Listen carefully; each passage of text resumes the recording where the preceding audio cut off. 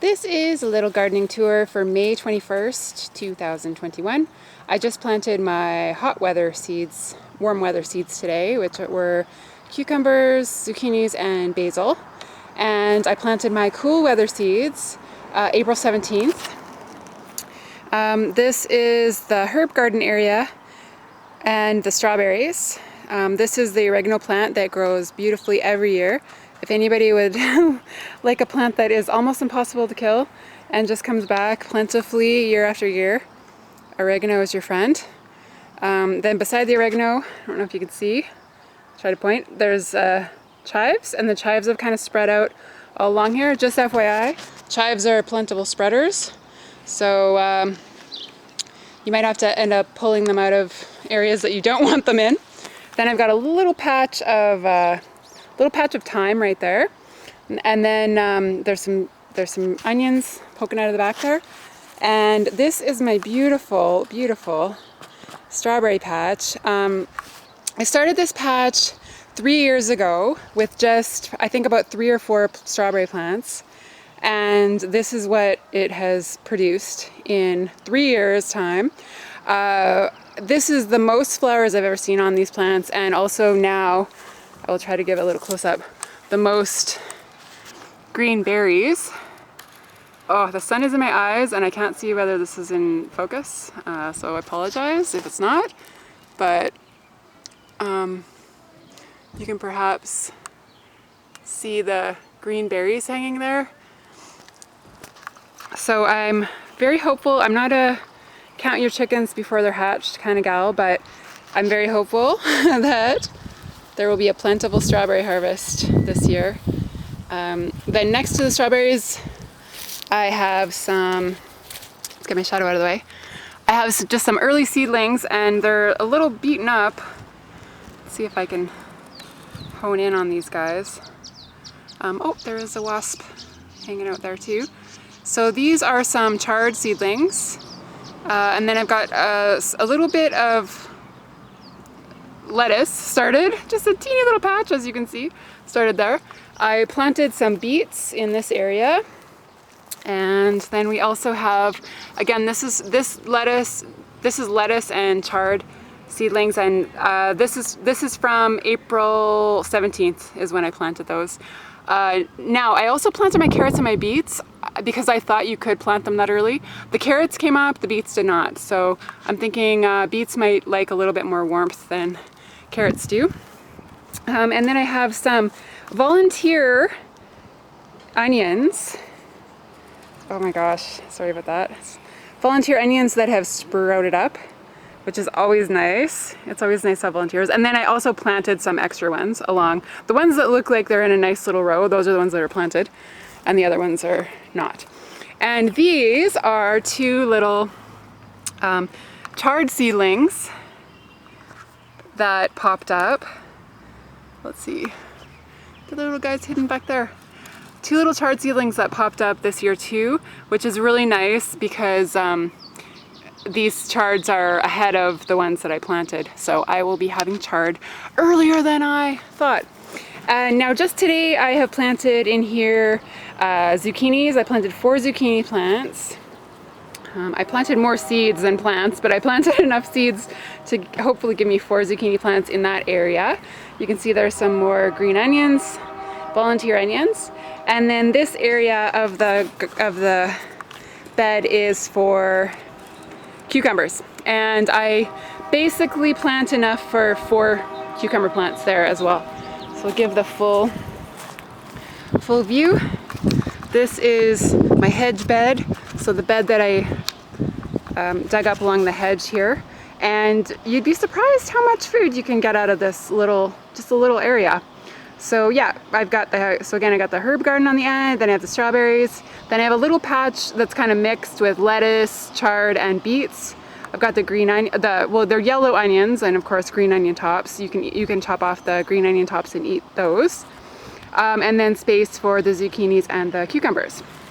Now, I will go over to the raised bed. And this raised bed has been a bit of a mixed success in past years because I think the soil was really sandy that initially was purchased to use in here. I almost should have just kind of made my own soil or found my own soil. But anyway, through a lot of compost adding and direct composting and fertilizing, this has been a good year. Last year, the city gave away compost, and I think that's really helped because hopefully you can see here. Ooh, this is the. Oh, sorry, I'm not a good videographer, and I can't even see if this is in.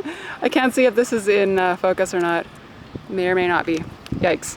Okay, so anyway, this is the best chard showing I've ever had early on in the season. So this is 3 rows of chard, and then I've got other chards like kind of poked in there. I've got some green onions growing on the side, and then I kind of have a miscellaneous row of beets.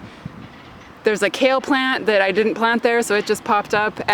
Beets and chard going on there.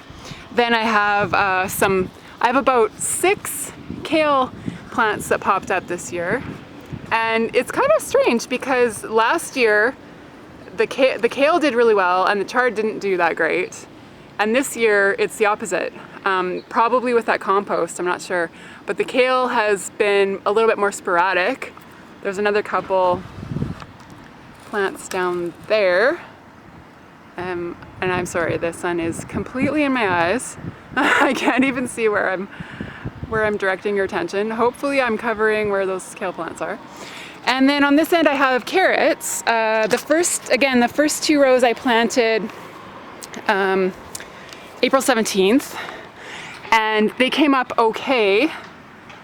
These rows came up okay. Ugh, where am I here? There we go, there's some of them. And I've just planted another row because you're supposed to succession plant carrots, so plant them kind of at staggered times so that you have a plentiful harvest throughout. So yeah, it doesn't look like much now, but this is a really good start for this raised bed. I would say it's probably the best start I've had out of this raised bed, so I'm excited about that. One more quick tip is that if you're planting in something like a raised bed, you don't have to follow the row spacing requirements. So you can plant more in less space. So, for example, carrots need 3 inches. It says that carrots need 3 inches between each carrot plant, but the rows need something like, I don't know, a foot.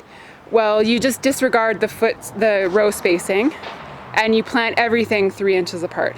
So you can basically have carrot rows that are 3 inches apart, and then you thin the carrots to about 3. Now, I would say 3 inches is pretty generous. I don't think you necessarily need 3 full inches between each carrot plant. That's just my own farm girl kind of mentality there, but I think maybe you could squeeze it into 2 inches, but you don't want to pack too much stuff into your bed, but you can really you can make it cozy, that's for sure.